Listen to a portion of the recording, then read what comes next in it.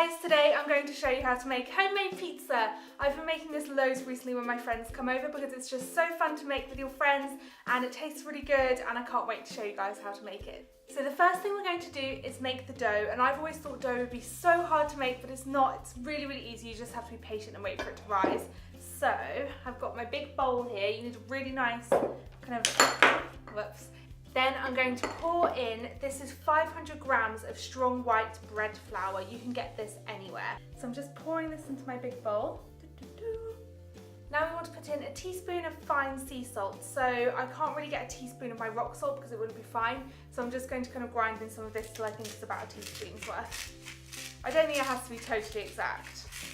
Okay, now we're going to pop this to the side for a second. And in here I have got, how many mils do I have? This is 300 mils of lukewarm water.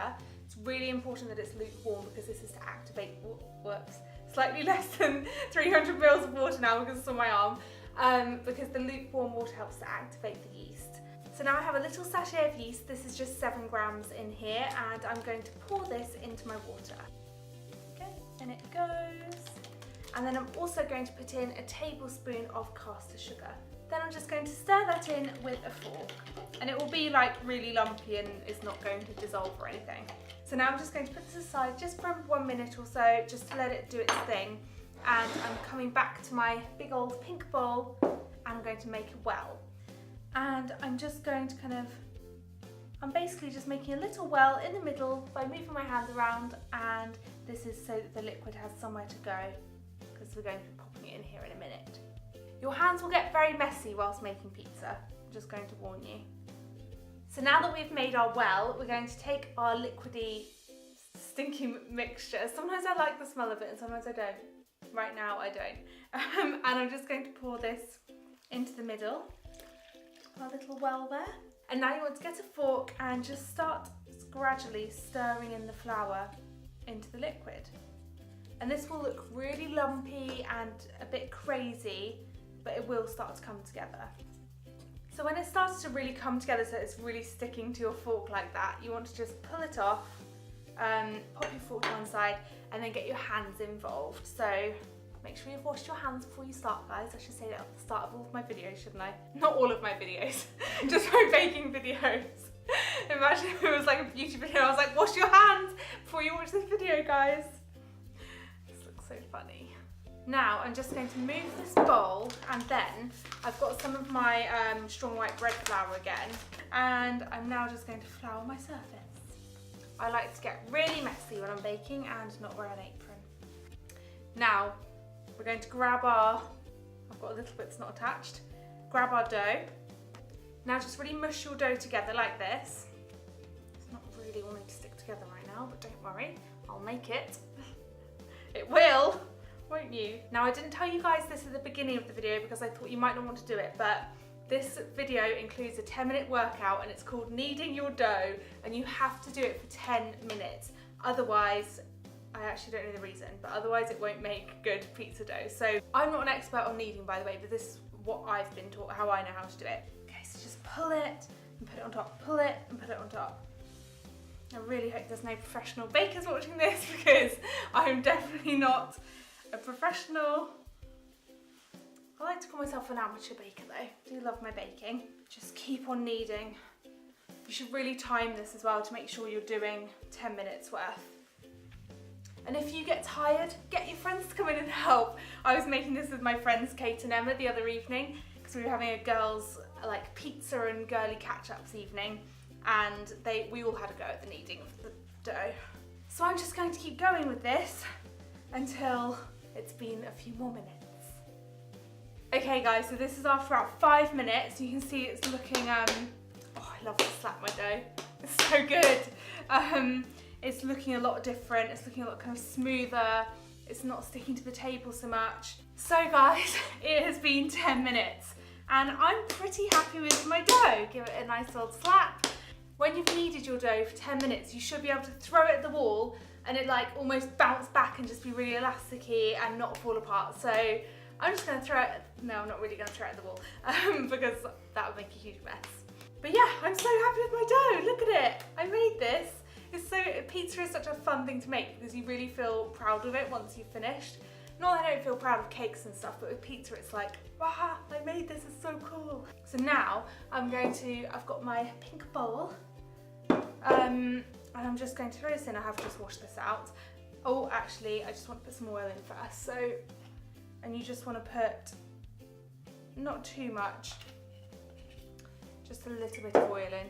So I'm just going to rub this oil around the edges and stuff because it will kind of rise up and almost fill the bowl a little bit. So now I'm going to throw this in here, and then you want to put cling film over the top. So you just want to make sure that's completely sealed all the way around the edges, like that. So I'm going to pop that to the side there and leave it for 1 hour. Okay, so whilst the dough is rising, we're going to make our pizza sauce. And so I'm going to take a saucepan, quite a small one, and a tin of chopped peeled tomatoes in a rich tomato sauce. Ooh, it's really hard. Fun fact, Jim won't open ring pull tins. I always have to do it for him. True story. Yeah, true story. I don't like under my nails. But you don't use your nail on it. Yeah, but I worry we'll get caught and then ping off. He's crazy. So anyway, you pour, please don't go on my dress. Whoops, this is what an apron's for. You pour your tin of chopped tomatoes into your pan. Garlic. Then you get 1 clove of garlic. This is already peeled. And I'm just going to put this into my really fancy garlic crusher. I think, another weird fact, one of you viewers bought me this. So you just have to be quite strong here. There we go, and get the garlic in there. Smells, oh, I love the smell of garlic so much. Oh, and I'm just going to stir in my garlic as well, and I've got this spoon, and this is so cool, and this is something else that someone gave to me. This arrived in my PO box, and look what it says on it, Tanya's signature bake. Now to thicken this up and make it into a nice pizza sauce, I'm going to pop it on the hob for 10 minutes, and it just kind of boils and bubbles away, and just makes it into a nice thick sauce. Look who has just popped into the room to say hello. Oh, don't look at me. Right, Jim's now taking it out of the way. I'm gonna go and wash my hands. Okay, so now my sauce has cooled. My timer has gone off telling me that my dough has been rising for 1 hour. I almost popped my cling film then.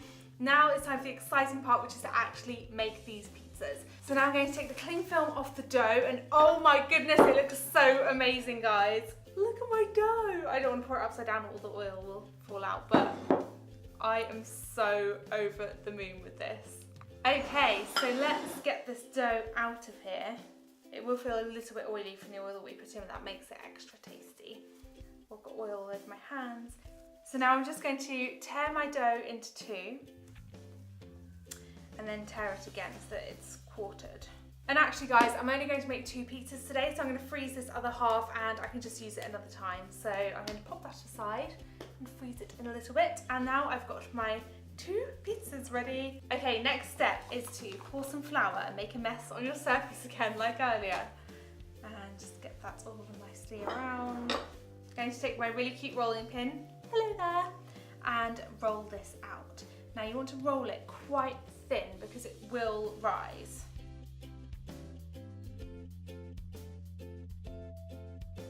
Okay, so I've rolled this one out, and it does have a little bit of a funny shape to it, but I don't mind, Jim can have this one. And this is about kind of how thin you want it to be, so you don't want it to be too thick. The other day when I made this with my friends, I made such perfect circles, and today it's just not happening for me, so you'll have to excuse my pizza shapes. And now it is time to decorate, but whilst I decorate these, I want to preheat the oven, so I'm going to preheat it to 230 degrees Celsius. Okay, oven is preheating, now it's time to decorate. I'm just going to pour on some sauce onto both of them. It's really up to you how saucy you like your pizzas. I like about this much. And then we're just going to spread this out. So it should look a little bit like this, and now I'm going to do the other one. Oh, it smells so good. Now it's time for cheese, and I like to start with mozzarella, which is this cheese here. And you want your cheese to be mainly made up of mozzarella. And just sprinkle that all over. This is the best stage getting to decorate your pizzas. Onto the other side. And now I like to do a sprinkling of cheddar. You can do whatever cheeses you like on your pizza, but I think mozzarella with a sprinkle of cheddar is just perfection. Okay, so that is it for cheese. Now it's time for toppings. My favourite pizzas to make are Hawaiian, so ham and pineapple, and then chorizo, or you could do like pepperoni or whatever you like.